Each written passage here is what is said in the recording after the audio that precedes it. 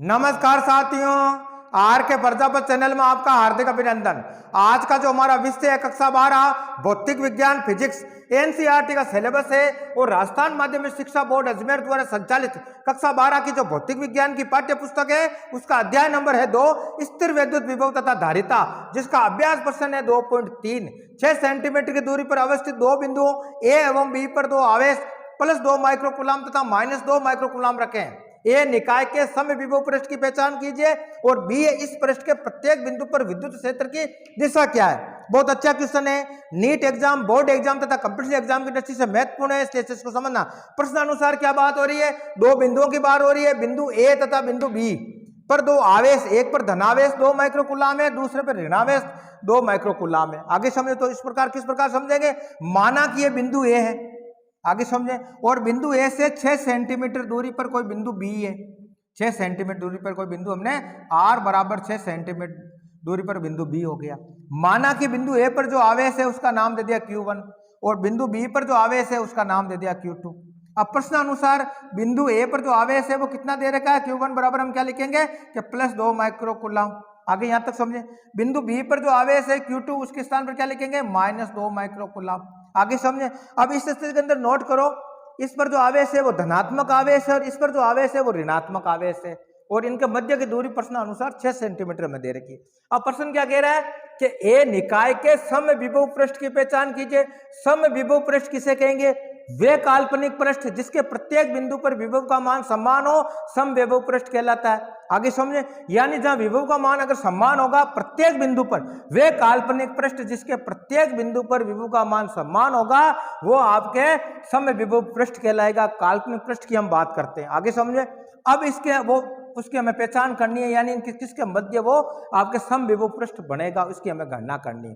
तो सबसे पहले हम बात करते हैं कि बिंदु ए तथा बिंदु बी जिनका मध्य की दूरी 6 सेंटीमीटर में दे रखी है। प्रश्न अनुसार बिंदु ए पर जो आवेश है 2 माइक्रोकूलम धनात्मक है और बिंदु बी पर जो आवेश है -2 माइक्रोकूलम हमें दे रखा है। अब इसको नोट करो, बिंदु ए पर जो आवेश और बिंदु बी के आवेश परस्पर मिलकर एक विद्युत द्विध्रुव का निर्माण करते हैं। किसका निर्माण करते हैं, विद्युत द्विध्रुव का निर्माण करते हैं, विद्युत द्विध्रुव का निर्माण करते हैं।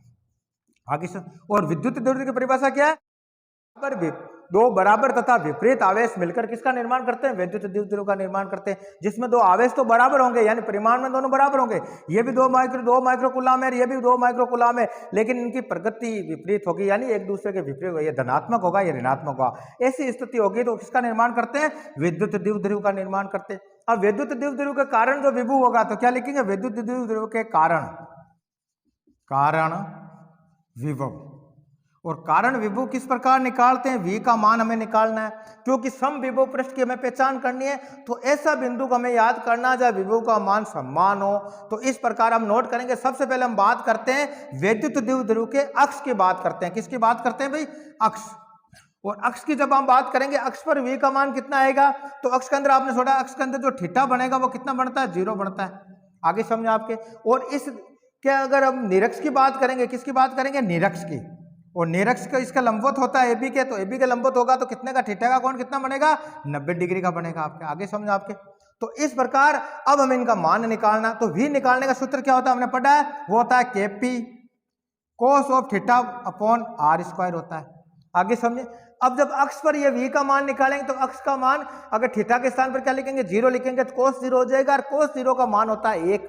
आगे समझे। और निरक्ष पर निकालेंगे तो थीटा का मान कितना हो जाएगा, 90, और 90 हो गया तो cos 90 की वैल्यू होती है 0। तो इस प्रकार इसको आगे सरल करेंगे तो क्या हो जाएगा, हम अक्ष की बात करते हैं, अक्ष के ऊपर क्या होगा, v का मान, तो हम लिखेंगे kp cos 0 हो जाएगा अपॉन r² हो जाएगा। आगे आपके समझ में। और cos 0 की वैल्यू कितनी होती है, कि 1 होती है। हम लिखेंगे चूंकि cos 0 बराबर होता है 1, तो 1 इसका स्थान पर लिखते हैं तो क्या जाएगा, kp इंटू 1 अपॉन r²।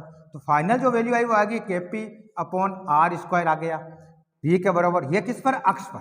किसकी बात कर रहे हैं हम, अक्ष के ऊपर की बात कर रहे हैं। तो अक्ष पर जो v का मान आएगा तो स्पष्ट है कि अक्ष के ऊपर जो v का मान है वो दूरी के साथ में बदलता है, यानी जैसे दूरी कम होगी तो इसका मान बढ़ जाएगा और दूरी ज्यादा होगी तो इसका मान कम हो जाएगा। तो इस प्रकार दूरी के साथ में इसका बदलाव होता है। तो इसलिए कह सकते हैं इस जो अक्ष के बात करेंगे, अक्ष के अंदर हमें इस प्रकार के बिंदु का ऊपर अक्ष के ऊपर जो आर के साथ में इसका बदलता है कि उसका कुछ ना कुछ मान आएगा। अब हम बात करते हैं निरक्ष की। किसकी बात करते हैं भाई? निरक्ष पर। अगर निरक्ष की बात करेंगे तो v का मान क्या आएगा निरक्ष के लिए? तो हम लिखेंगे कि k p cos of theta upon r square. और ये किसके बात हो रही है? निरक्ष के। और निरक्ष के अंदर जो थीटा का मान कितना आएगा मैंने बताया 90 आएगा, 90 डिग्री।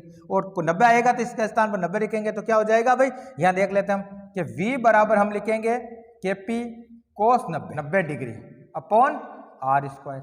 अब कोस 90 के स्थान पर इसका मान रखो तो हम लिखेंगे केपी इंटू 0 हो जाएगा, क्योंकि कोस 90 का मान 0 होता है अपॉन आर स्क्वायर। तो फाइनल वैल्यू आ गई 0 अपॉन आर स्क्वायर। इस प्रकार v का मान क्या आ जाएगा? 0 आ जाएगा। क्या आ जाएगा भाई?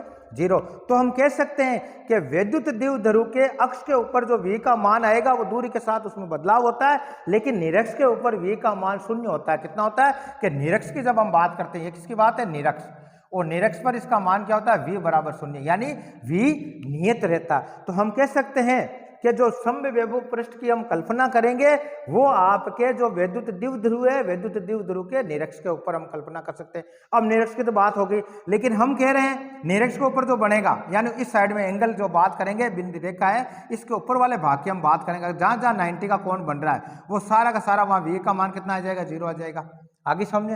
तो इस प्रकार जो पृष्ठ बनेगा। अब नीचे की साइड में पृष्ठ किस प्रकार बनाएंगे? तो हम कह सकते हैं तो AB के जो अक्ष है, एक्स के अंदर भी एक बिंदु ऐसा आएगा जहां v का मान 0 होता है। क्या होता है? v का मान 0 आएगा। कहां आएगा? एक बार कि अक्ष के जब हम बात करेंगे वो कैसे? इसके मध्य बिंदु पर आएगा, जो हमने कक्षा 12th का अध्याय नंबर 1 के अंदर पढ़ा। तो वैद्युत द्विध्रुव के अंदर जो मध्य बिंदु इसका आएगा, यानी वैद्युत द्विध्रुव के मध्य जो मिलाने वाली रेखा का जो मध्य बिंदु, मान लो मध्य बिंदु C है। आगे सुन, तो इस मध्य बिंदु C के ऊपर जो v का मान आएगा, या इस मध्य बिंदु C पर वो मान आपके 0 आएगा। क्या आएगा? 0 आएगा। तो हम कह सकते हैं कि वैद्युत द्विध्रुव के जो अक्ष है, अक्ष का के अंदर v का मान एक जगह 0 आएगा। कहां पर आएगा? कि जो इसका मध्य बिंदु है, मध्य बिंदु के ऊपर विभव का मान 0 हो जाएगा। तो इस प्रकार हम कह सकते हैं जो आपके समविभव पृष्ठ होगा वो AB, यानी दोनों आवेशों को मिलाने वाली रेखा AB के लंबवत और मध्य बिंदु C से गुजरता है। आगे समझे? तो इसको किस प्रकार समझेंगे? तो यहां हम कह रहे हैं कि इसका मान 0 होगा। तो अब समझो, मानो ये पॉइंट हो गया, तो ये जो बिंदु बनेगा इसका लंबवत की बात कर रहे हैं, ये लंबवत हो गया। अक्ष के अंदर ये बिंदु आएगा C बिंदु, यानी AB को मिलाने वाली रेखा का मध्य बिंदु C है, यानी A से लगाकर C का मध्य दूरी कितनी हो जाएगी? वो आपके 3 सेंटीमीटर हो जाएगी। और C से लगाकर B का मध्य जो दूरी हो जाएगी वो कितनी हो जाएगी? यहाँ से वो भी आपके 3 सेंटीमीटर हो जाएगी। आगे समझे? और AB के मध्य जो दूरी है वो 6 सेंटीमीटर दे रही है। तो इस प्रकार जो समविभव पृष्ठ की हम बात करते हैं, किसकी बात करते हैं?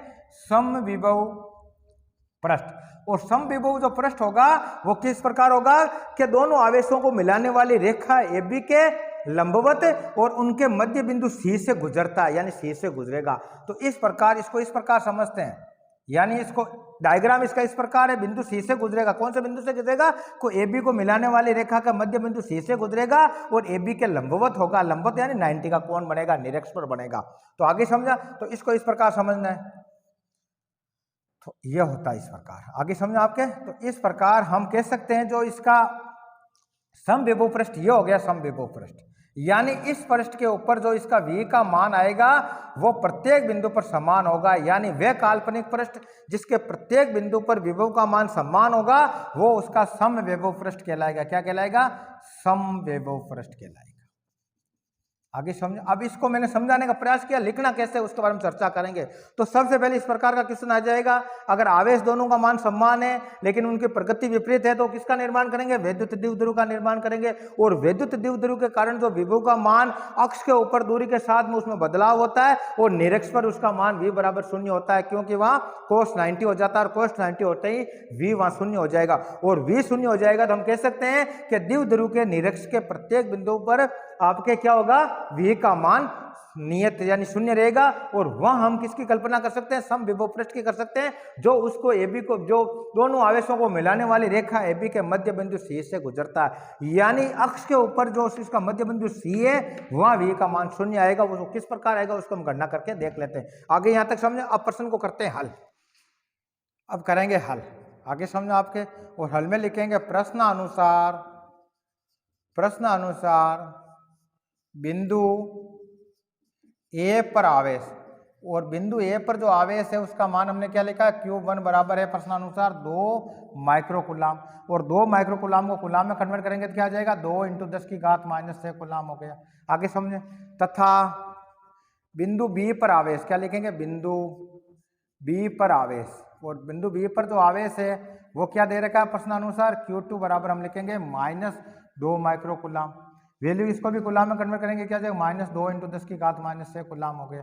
आगे समझे, और दोनों आवेशों के मध्य की दूरी जो AB है, AB का मान कितना दे रखा प्रश्नानुसार, 6 सेंटीमीटर दे रखा, और 6 सेंटीमीटर किस में कन्वर्ट करना पड़ेगा, मीटर में करना पड़ेगा, और मीटर में करेंगे जो वैल्यू है उस वैल्यू को 10⁻² से गुणा कर देंगे, यानी 6 × 10⁻² हो गया, ये मीटर में कन्वर्ट हो गया।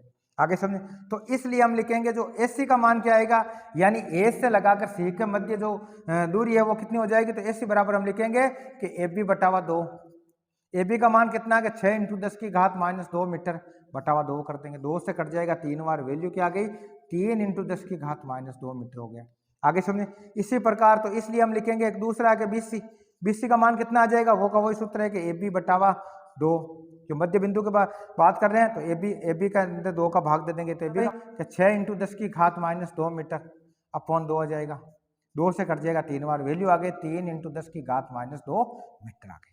आगे समझे, तो इसलिए अतः बिंदु ए पर उपस्थित आवेश, बिंदु ए पर उपस्थित आवेश Q1 के कारण बिंदु सी पर, क्या लिखेंगे, बिंदु सी पर विद्युत विभव, और विद्युत विभव क्या माना हमने कि हम लिखेंगे VA। आगे समझ, बिंदु ए पर उपस्थित आवेश Q1 के कारण बिंदु सी पर विद्युत विभव का मान VA द्वारा काटेंगे, और VA के बराबर क्या लिख देंगे, KQ1 अपॉन, वो क्या इनके मध्य दूरी क्या है, वो है आपके AC। आगे समझो आपके, अब मान रखो भाई क्या हो जाएगा, तो K का मान कितना होता है, 9 × 10⁹ न्यूटन मीटर स्क्वायर होता है, इंटू Q1 का मान कितना देगा प्रश्नानुसार, 2 × 10⁻⁶ कुलाम दे रखा, अपॉन AC का मान कितना देगा प्रश्नानुसार, कि 3 × 10⁻² मीटर दे रखा। आगे यहाँ तक समझ, तो अब इसको आगे सॉल्व करेंगे तो क्या हो जाएगा भाई, देखो आप 3 से कट जाएगा 3 बार, हो गया क्लियर। अब देखो 10 की घात कितनी है यहाँ, अब इसको इस प्रकार लिखेंगे, 3 × 2 × 10 की घात प्लस की तो 9 और माइनस की 6, अपॉन में क्या है 10 की घात -2, ऊपर ले जाएंगे तो माइनस की जो घात है वो प्लस की हो जाएगी, तो आगे किस प्रकार हो जाएगा, तो इसलिए हम लिखेंगे कि VA बराबर हो जाएगा आपके 3 दूनी 6 × 10 की घात, अब देखो प्लस के 9 माइनस के 6, तो पीछे प्लस के 3 रह गई, अपॉन में कितने हैं कि 10 की घात -2, ऊपर ले जाएंगे तो 10 की घात +2 हो गई। आगे समझे, तो फाइनल जो वैल्यू आई वो क्या आ गई, कि 6 × 10 की घात 5 वोल्ट आ गया। यानी जो बिंदु ए पर जो उपस्थित आवेश है Q1 के कारण बिंदु सी पर जो विभव आएगा उसका मान हम VA बराबर लिखेंगे 6 × 10 की घात 5 वोल्ट आ गया। तो इसी प्रकार हम लिखेंगे बिंदु बी पर उपस्थित आवेश Q2 के कारण बिंदु सी पर उत्पन्न विभव का मान निकालेंगे, तो इसको इस प्रकार लिखेंगे, हम लिखेंगे अतः बिंदु बी पर उपस्थित आवेश क्या नाम है, Q2, और Q2 के कारण क्या लिखें, Q2 के कारण बिंदु सी पर विभव, और बिंदु सी पर जो विभव आएगा VB, उसका सूत्र वो हो जाएगा VB बराबर लिखेंगे KQ2 अपॉन हो गया BC। आगे समझो आपके, तो आगे क्या लिखेंगे, लिखो, तो VB बराबर हो जाएगा आपके K का मान कितना था, 9 × 10 की घात 9 न्यूटन मीटर स्क्वायर प्रति कूलम स्क्वायर होता है। Q2 का मान कितना रहेगा, वो लिखो आप माइनस में, तो माइनस लिख देंगे, -2 × 10 की घात -6 हो गया। आगे समझे, अपॉन में क्या है, अपॉन में BC का मान कितना होगा, वो ये 3 × 10 की घात -2 मीटर है। आगे सॉल्व करेंगे तो क्या हो जाएगा, देखो भाई, तो हम लिखेंगे 9 × -2, आगे समझे, -2 से -2 हो जाएगा, इंटू 10 की घात +9 × 10 की घात -6 अपॉन 3 × 10 की घात -2 हो जाएगा। अब देखो 3 से कट जाएगा 3 बार, आगे समझे आपके, तो वैल्यू क्या आ गई, तो हम लिखेंगे 3 × -2, यानी 3 को किससे मल्टीप्लाई करना, -2 से करना है।